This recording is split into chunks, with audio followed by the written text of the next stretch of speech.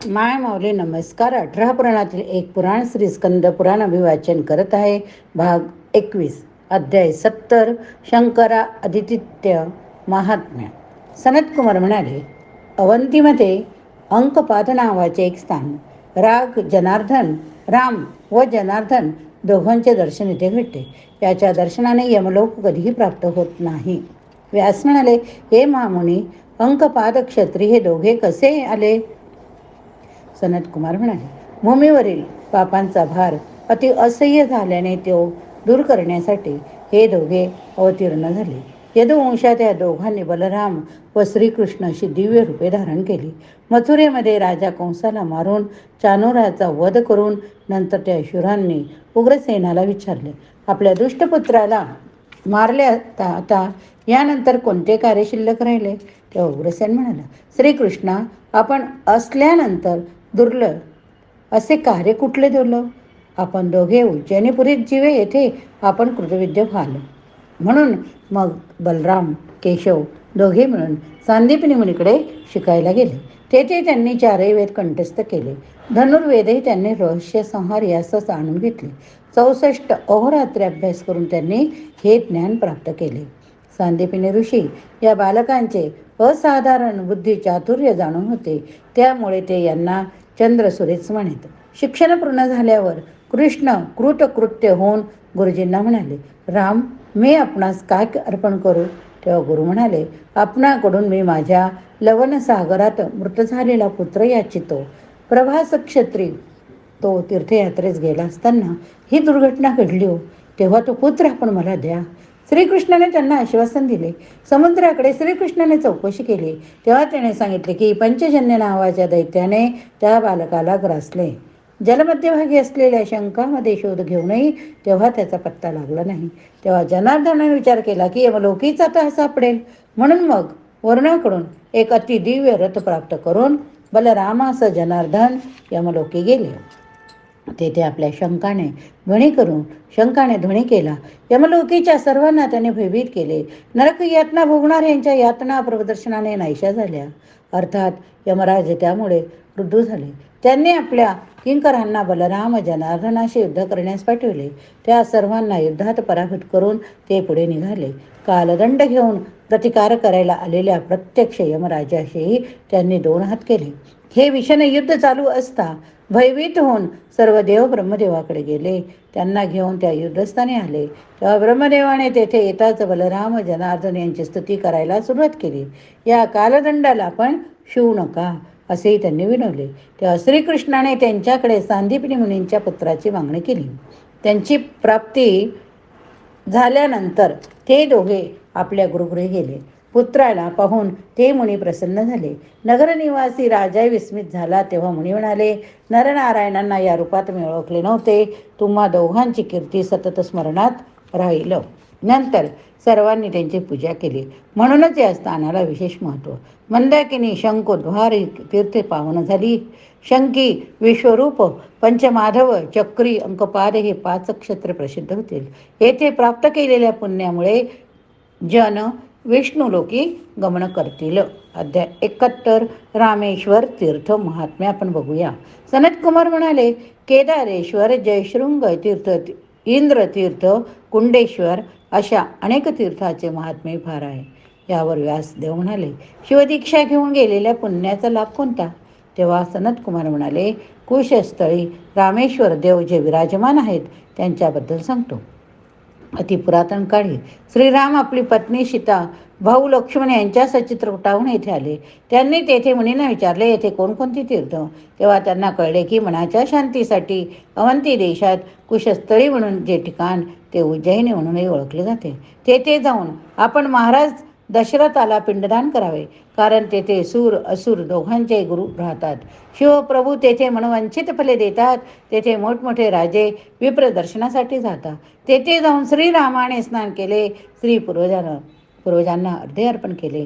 तेव्हा आकाशवाणी झाली की, ए राघवेंद्रा, तुझे कल्याण असो.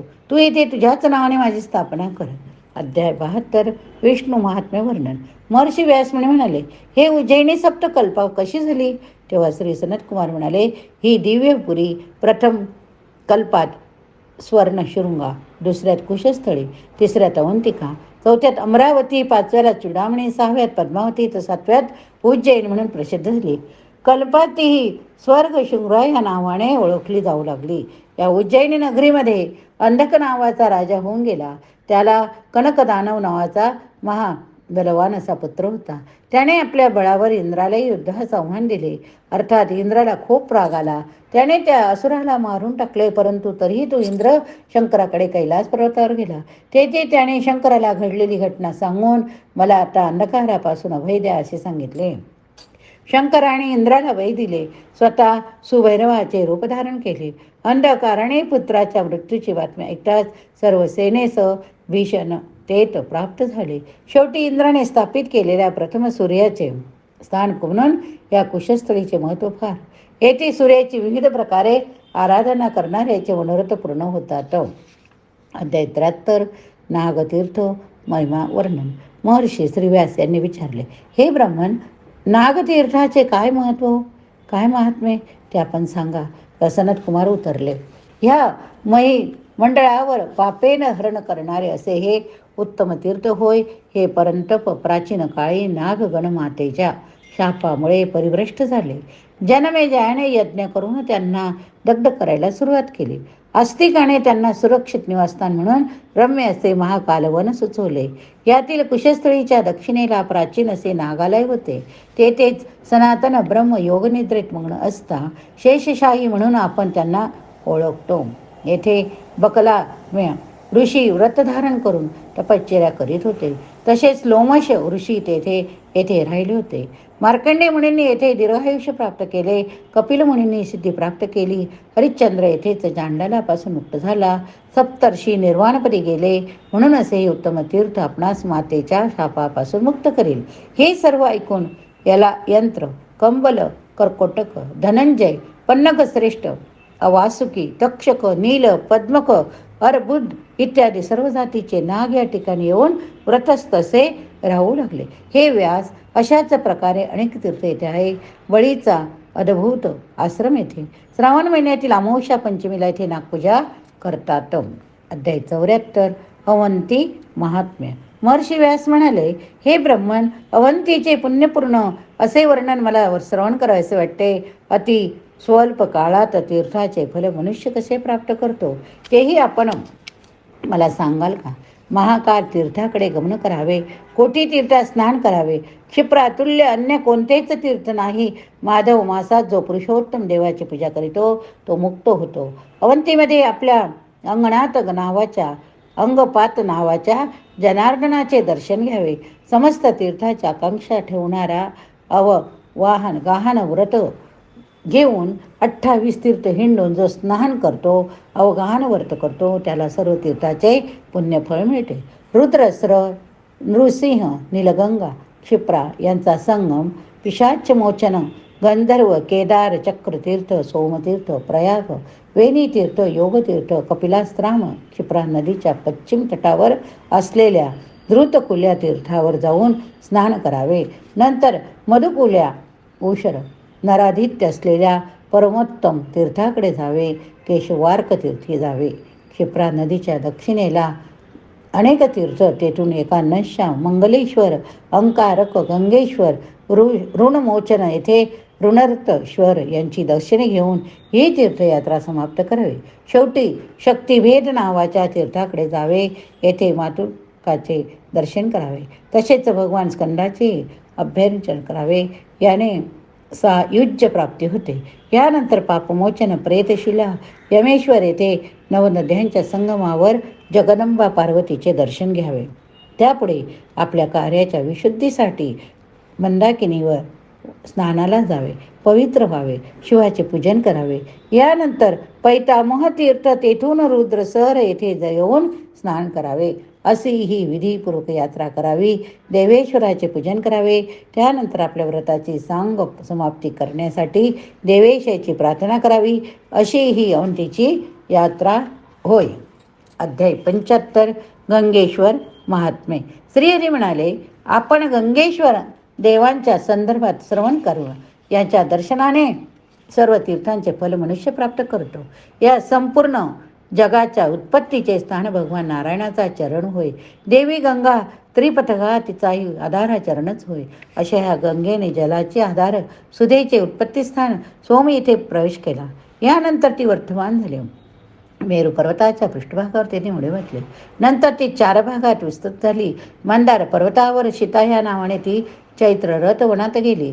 तेथून अरुणोदोत गंधमादक येथे अलकनंदा बनले. मेरुत्पाद वनात जाऊन देवांच्या नंदनवनात गेले. यानंतर वेगाने वान सरोवरात जाऊन तेथील 3 शिखरांच्या शैलराज येथे ती गेली. अशा सर्व पर्वतांना पावन करून ती हिमवान येथे गेली. तेथे मी तिला आपल्या जटामध्ये धारण केले. तेव्हा ती अतिशय क्रूर होती. तिने मला भिजवून टाकले, म्हणून मी तिला जटामध्ये अवरुद्ध करून टाकले. तेथे मग तिने तपस्या केली. इकडे राजा भगीरथाने माझी आराधना केली, म्हणून मी ह्या त्रिपथगामिनीला माझ्या जटामधून मुक्त केले. तेव्हा महाकाल वनात जाऊन तिने उत्तर गुरूंना पावन केले. समुद्राची प्रिया बनली. सूरगणांनी ब्रह्मदेवाची उपासना केली. तेव्हा समुद्राबरोबर गंगाही त्या महा उत्सवाकडे गेले. तिने पितामहाचे दर्शन घेतले. त्यावेळी मरुताने तिचे वस्त्र उडविले. तेव्हा सर्व देवांनी आपली मुखे लपविली. राजर्षी महाभीष याने नदीकडे निशंकपणे पाहिले. ब्रह्मदेवाने तिरस्काराने त्याला मनुष्य जन्म दिला. हे यशस्वीनी अतिशय क्रुद्ध झालेल्या समुद्राने गंगेला शाप दिला की अल्पायुषी मानव लोकात तू जाशील, तेथील दुःखे तू भोगशील. हा दारुण शाप ऐकून गंगा म्हणाली, मी निरपराधी असून पतिव्रत आहे, तरी मला वायूच्या खोडसळपणाने असा हा शाप का बरे देत आहेत? वसुगणांसाठी तुला हा शाप दिला गेला, म्हणून तू आता सिद्ध गंधर्वाबरोबर महाकाल वनात जा. तेथे क्षिप्रा ही तिची सखी. तिने महाकाल वनात येऊन त्या शिवलिंगाचे पूजन केले. नंतर ती तेथे असलेल्या आपल्या सखी क्षिप्रेला भेटली.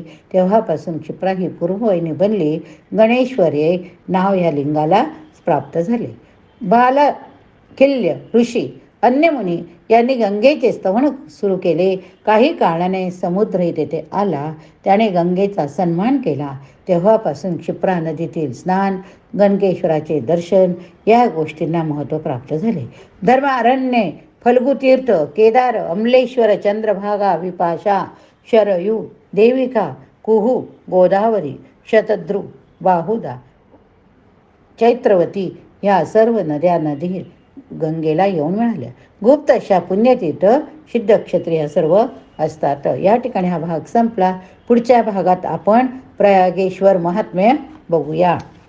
हर हर महादेव शंभो, हर हर महादेव शंभो, हर हर महादेव शंभो.